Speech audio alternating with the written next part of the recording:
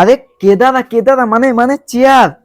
সালা কি দিনকাল এলো, বাঙালিকে বাঙালি শব্দে মানে ইংলিশ বলে বোঝাতে হচ্ছে। কি হলো, সাউন্ড ইফেক্ট চালু কর। বন্ধুগণ, ছোট থেকে আমার একটাই ধারণা ছিল, মানুষের জন্ম মৃত্যু একবারই। তো একদিন আমি একটা কুকুরকে ঢিল দিয়ে মারছিলাম। আমার একটা বন্ধু বলে, এই কুকুর মারবি না, না না না কুকুর মারবি না। আমি বললাম, কেন রে, কুকুর মারলে কি হবে? বলছে, দেখ, তুই যদি কুকুরটাকে মারিস, পরের জন্মে তুইও কুকুর হয়ে জন্মাবি। হ্যাঁ, ফালতু কথা। বলছে, এই ফালতু কথা বলবি না, একদম এই কথাটাকে ফালতু কথা বলবি না। দেখ, তোকে বোঝাচ্ছি, তুই কুকুরটাকে মারছিস, পাপ করছিস, উপরে ভগবান আছে দেখছে।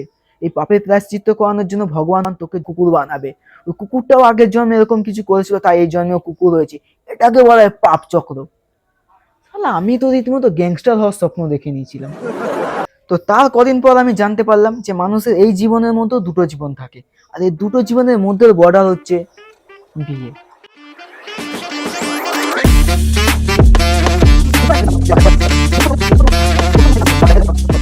বিয়ে হচ্ছে এমন একটা অনুষ্ঠান যেখানে নিজের স্বাধীন আর আনন্দের জীবনে খুব আনন্দের সঙ্গে পেছন মারা হয়।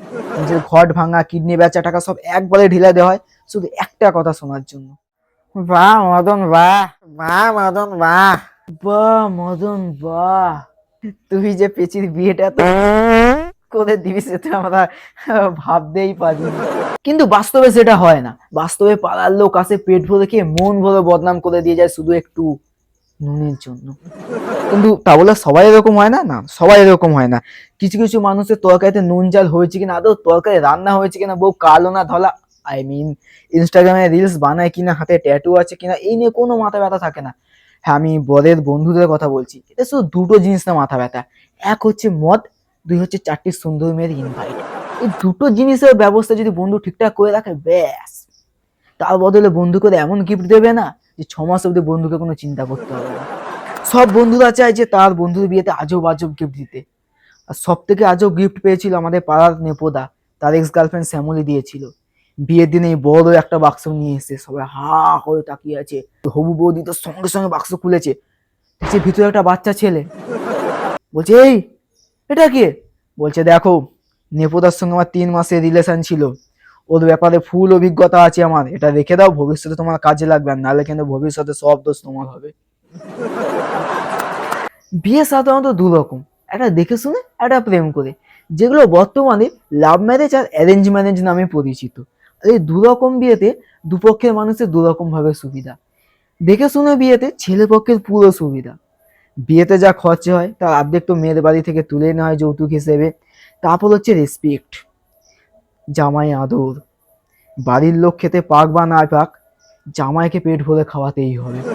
আর তারপর হচ্ছে খাট আলমারির ব্যাপারটা তো আলাদাভাবে রয়েছেই।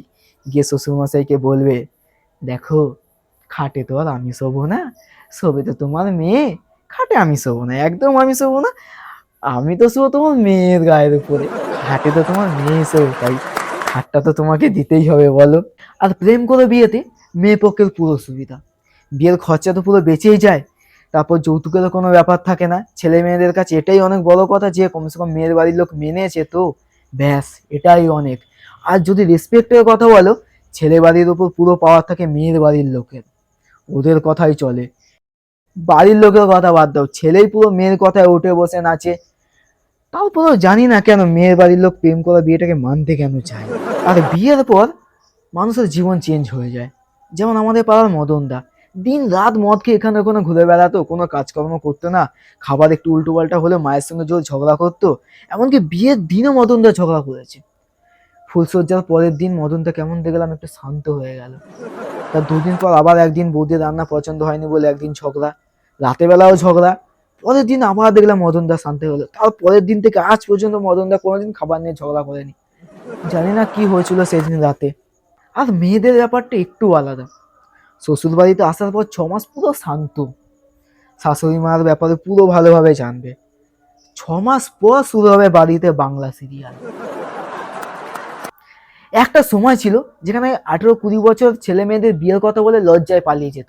আর এখনকার ছেলে মেয়েগুলো, আমি আমাদের পাশের বাড়ির বল্টুর কথা বলি, ও ক্লাস 4-এ পড়ে।